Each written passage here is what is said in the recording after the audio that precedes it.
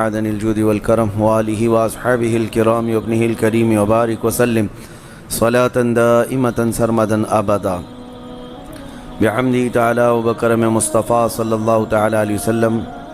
آج کی شب میں قرآن عظیم کے 15 پارے مکمل ہو چکے ہیں، یعنی ہمارے نصف قرآن عظیم کی تلاوت مکمل ہو چکی ہے۔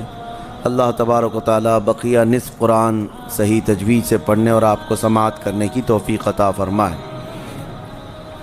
آج ہم نے سورۃ الاسراء، جس کو سورہ بنی اسرائیل بھی کہا جاتا ہے، اس کی تلاوت کی، اور سورۃ الکہف، سورہ کہف کی تلاوت کی ہے۔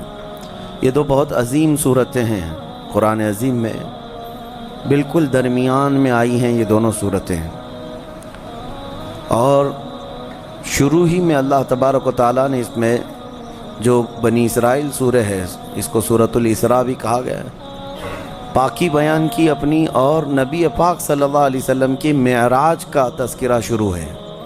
سبحان الذی اسریٰ بعبدہ لیلا من المسجد الحرام الی المسجد الاقصی، پاک ہے وہ ذات جس نے رات کے ایک حصے میں اپنے بندہ خاص کو مسجد حرم سے مسجد اقصی تک کا سفر کرایا۔ الذی بارکنا حولہ، اس مسجد اقصی تک سفر کرایا جس کے ارد گرد اللہ نے برکتیں رکھی ہیں۔ لنریہ من آیاتنا، تاکہ اپنے اس بندہ خاص، اپنے محبوب کو اپنی نشانیاں دکھائے۔ تو یہ معراج کے واقعے کا تذکرہ۔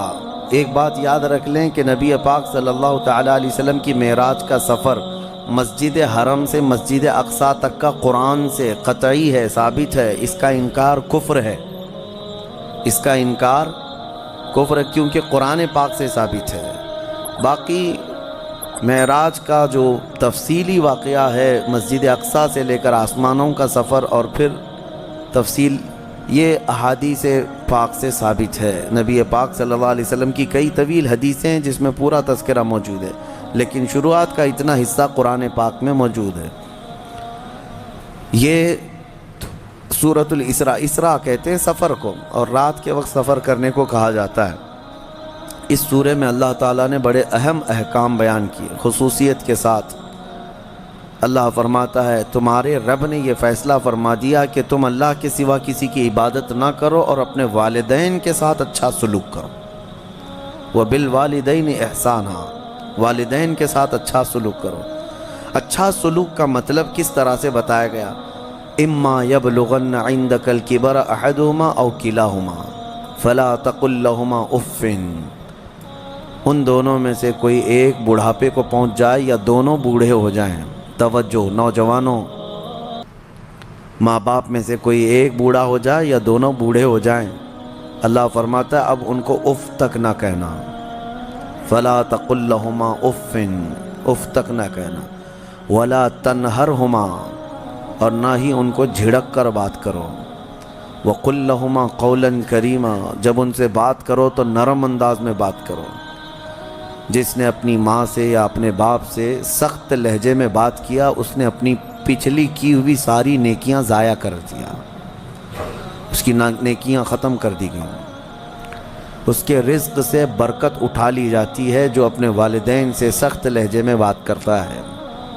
نافرمان جس نے اپنے والدین کا دل دکھایا، حدیث پاک میں میرے آقا صلی اللہ علیہ وسلم فرماتے ہیں، حضور فرماتے ہیں میں اگر چاہوں تو اس کے گھر کو آگ لگا دوں دنیا میں ہی، اس کو جینے کا کیا حق ہے؟ یہ سخت ترین چیز ہے۔ ہمارے بچے، ہمارے نوجوان، ان کو ایسا لگتا ہے ماں باپ بالکل عام سے لوگ ہیں، جیسے چاہیں ویسے بات کریں۔ انہوں نے تمہیں لاڑ و پیار سے پالا ہے تو اس کا مطلب یہ نہیں ہے کہ تم ان کے اوپر حاکم بنو۔ اور آج کے بچے جو کر رہے ہیں اپنے ماں باپ کے ساتھ، اس سے وہ حدیث پاک ثابت آ جاتی ہے۔ میرے آقا نے فرمایا سچ، قیامت کی نشانیوں میں سے ایک نشانی ہے ان تلد الامۃ ربتہا، عورت جو ہے اپنا سردار جنے گی، یعنی عورت سے جو بیٹا پیدا ہوگا وہ سردار بنے گا، یعنی خود ماں کے اوپر ہی حکومت کر رہا ہے۔ باندھی اپنا سردار جنے گی، مطلب یہ ہے ماں باندی بن کر کے رہے گی، کنیز بن کر کے رہے گی، اور بیٹا حاکم بن کر رہے گا۔ یہ اکثر گھروں کا رواج ہے۔ ماں تو کام کی مشین ہے، ماں تو باندی ہے، گھر کی کنیز ہے، وہ تمہیں جو چاہیے وہ سب اس ماں سے ہی کرواؤ۔ ماں تمہارے کپڑے بھی دھوئے، ماں تمہارا کچرا بھی صاف کرے، ماں تمہارے برتن بھی دھوئے، تم جہاں بیٹھے ہو وہاں تمہارے لیے کھانا بھی لا کر پروسے۔ کنیز ہی تو ہے تمہاری، تم نے اس کو باندی بنا رکھا ہے، پلس اس کے اوپر حکم الگ جماتے ہو۔ اتنا سخت ترین گناہ ہے یہ، اللہ نظر رحمت نہیں فرماتا اس بندے پر، اللہ نظر رحمت نہیں فرماتا۔ نبی پاک صلی اللہ تعالیٰ علیہ وسلم کے فرامین اگر دیکھیں، ان لوگوں کی فضیلت آئی ہے قرآن میں بھی اور حدیث میں بھی۔ آپ کو میں بتاؤں، سیدنا موسیٰ علیہ السلام نے ایک بار اللہ کریم کی بارگاہ میں یوں عرض کی کہ مولا میرا جنت میں رفیق کون ہے؟ دنیا میں بہت سارے قریبی ہیں، جنت میں میرا رفیق، میرے ساتھ رہنے والا کون ہے؟ اللہ تبارک و تعالیٰ نے فرمایا کہ فلاں ایک گوشت کا کاروباری ہے، قصاب ہے، اس کا نام بتایا کہ یہ آپ کا جنت میں رفیق ہوگا۔ سیدنا موسیٰ علیہ السلام ڈھونڈتے ہوئے اس کو گئے کہ یہ قصاب کہاں رہتا ہے۔ جا کر دیکھا تو وہ دن بھر گوشت بیچ رہا تھا، اس کے ساتھ رہ کہ اس کی ایسی کون سی نیکی ہے اللہ کہ اس کو نبی کے ساتھ رکھا ہے جنت میں۔ شام ہوئی تو موسیٰ علیہ السلام نے اس سے کہا کہ میں تیرے ساتھ چلوں گھر۔ اس نے کہا بہت اچھی بات ہے، آپ چلیے میرے ساتھ، میرے گھر مہمان ہو۔ گھر لے کر آیا، اس کے چھوٹے بچے بھی تھے۔ موسیٰ علیہ السلام گھر گئے تو دیکھا اس نے جلدی سے اپنے گھر میں جا کر کچھ چیز روٹی یا دودھ لیا، اور اللہ کے نبی کو بھی بٹھایا ہے اور اپنے بچوں کو بھی بٹھایا ہے، اور اس کی ماں بستر پر تھی، اسے جا کر دودھ میں روٹی چور کر نرم کر کر کے کھلا رہا ہے، اور اس کی ماں بستر پر سے ہاتھ اٹھاتی اور کہتی مولا میرے بیٹے کو تو جنت میں موسیٰ کا ہم نشین بنا دے۔ یہ اللہ تبارک و تعالیٰ نے اس ماں کی دعا سے اس بندے کو، ماں کے خدمتگار کو جنت میں موسیٰ علیہ السلام کا رفیق بنایا۔ میرے عزیزو، ماں باپ کو اپنے کنیز یا اپنے غلام نہ سمجھنا، یہ باندی یا تمہارے غلام نہیں ہے۔ اور رب تبارک و تعالیٰ نے ان آیتوں میں فرمایا وَاخْفِضْ لَهُمَا جَنَاحَ الذُّلِّ مِنَ الرَّحْمَةِ وَقُلْ رَبِّ ارْحَمْهُمَا كَمَا رَبَّيَانِي صَغِيرًا۔ ان کے سامنے جب جاؤ تو اپنے بازوؤں کو نرمی سے بچھا دو۔ بازوؤں کو بچھا دینا مطلب کیا ہے؟ ان کے سامنے عاجزی کرو۔ تمہارے باپ بوڑھے ہو جائیں، تمہاری ماں بوڑھی ہو جائے، ان کو یہ احساس بھی نہ ہونے دو کہ وہ ایک چیز کو بار بار بول رہے ہیں۔ یہ آداب میں لکھا بھی ہے مفسرین نے کہ بڑھاپے میں اگر وہ تم سے دوسری بار سوال کریں ایک ہی چیز کو تو یوں نہ کہنا کہ ابا ابھی تو پوچھے تھے پھر پوچھ رہے ہو آپ، بلکہ ہر بار نئے انداز میں ان کو جواب دو تاکہ اسے احساس بھی نہ ہو کہ وہ بھول رہا ہے۔ یہ حقیقت میں فرمانبرداری ہے بچوں کی، ورنہ دنیا پرست آج ایسے ہو گئے ہیں کہ نعوذ باللہ من ذالک، ماں باپ کو وہ دیکھنا بھی پسند نہیں کرتے، بات کرنا بھی پسند نہیں کرتے۔ کتنے بوڑھے ایسے ہیں، کتنے بوڑھے ایسے ہیں۔ پھر بھی غنیمت ہے ہمارے ملک میں، یورپین کنٹریز، امریکہ میں ایسے حالات ہیں کہ بوڑھے اپنے گھروں میں رہتے رہتے مر جاتے ہیں۔ ہاسپٹل کو پڑوسی لوگ اطلاع کرتے ہیں کہ اس گھر میں جو بوڑھا تھا انتقال کر گیا، آ جاؤ اس باڈی لے جاؤ۔ بیٹے نہیں ہوتے ساتھ میں، کوئی نہیں ہوتا۔ اور آپ پوچھ لینا، مجھے وہاں کے رہنے والوں نے بتایا ہے کہ ایک بوڑھا یا ایک بوڑھی عورت کو کبھی کوئی پوتا ملنے آئے تو اس دن اس کی عید کا دن ہوتا ہے۔ وہاں پر بہت اس کو اہمیت دی جاتی ہے کہ کسی کا پوتا یا کسی کا نواسا، ناتی ملنے کے لیے آ گیا بوڑھے کو، تو کہا گیا کہ اس کا گھر جو ہے عید کی طرح ہو جاتا ہے، اتنی خوشیاں ہوتی ہیں۔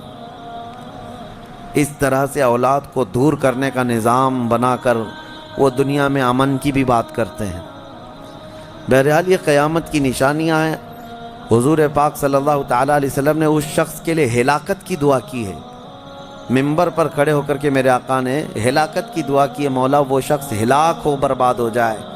حضرت جبرائیل امین نے دعا کی اور حضور نے آمین کہا، وہ شخص ہلاک و برباد ہو جائے جو اپنے ماں باپ کو پایا لیکن ان کی خدمت نہیں کر سکا، ان کی خدمت نہیں کر سکا اور ان کو راضی کر کے جنت نہیں حاصل کر سکا، ایسا شخص ہلاک و برباد ہو جائے۔ حضور نے آمین کہا۔ اس بات کو سمجھو، کتنی مائیں ہیں جو ہمارے پاس اپنے بچوں کے متعلق کہتی ہیں، کتنے باپ ایسے ہیں جو اپنے بچوں کے متعلق ہمارے پاس کہتے ہیں، اور کتنے تو ایسے ہیں جو یہ کہتے ہیں کاش میری اولاد نہ ہی ہوتی تو میں سکون سے ہوتا۔ تو تم ایسے تو نہ بن جاؤ کہ تمہارے والدین تمہارے پیدا ہونے پر بھی افسوس کرنے لگ جائیں، وہ زیادہ دن تک تمہارے ساتھ رہنے والے نہیں ہیں، کیا خبر۔ اس لیے کوشش یہ کرو کہ ان کا احترام کریں، جتنے دن ہیں ان کو سکون کی سانس لینے دو، اور ہو سکے تو اپنے ہاتھ سے ان کی خدمت کرو، اپنے ہاتھوں سے ان کی خدمت کرو، کیونکہ ان کی خدمت کا بدلہ تم دے ہی نہیں سکتے۔ جب تم ماں کے پیٹ میں 9 مہینے تھے، ایک جھٹکا جو تم نے لگایا، تم 7 بار اپنی ماں کو حج کرا کر کے بھی اس جھٹکے کا اجر نہیں دے سکتے، اس کا بدلہ نہیں چکا سکتے۔ تم اپنی ماں کو کندھے پر بٹھا کر حج بھی کرا لو 7 مرتبہ، تب بھی تم اس کا وہ حق نہیں ادا کر سکتے۔ بہت بڑا عظیم حق ہے، اور کتنے ہلکے میں دھڑلے سے نوجوان اپنی ماؤں کو گالیاں تک دیتے ہیں، نعوذ باللہ۔ اور فرمایا گیا کہ جب ماں باپ، ایک نشانی میں آپ کو بتا دوں آپ کی زندگی کی، سب کو بتا دیتا ہوں، اپنی اپنی زندگی میں اس کو جانچ لینا۔ ابھی کل ہی کی بات ہے، میرے سامنے ایک بات آئی تھی، تجربے کی ہے، اس لیے میں آپ کے سامنے کہہ رہا ہوں۔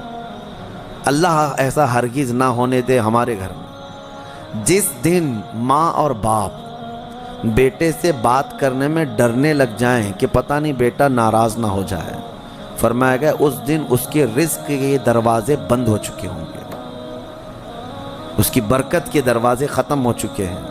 ماں باپ جب بچے سے ڈرنے لگ جائیں کہ کچھ کہوں گا تو بیٹا روٹھ نہ جائے، الٹا جواب دے دے گا، روٹ کر کے گھر چھوڑ کر بھاگ جائے گا، یہ سب حالات سے جب ماں باپ تم سے بات کرنے میں ڈرنے لگ جائیں، ڈانٹنا تو وہ بہت پہلے ہی چھوڑ چکے ہیں، اب بات کرنے میں بھی ڈرنے لگ جاتے ہیں جب بچہ جوان ہوتا ہے۔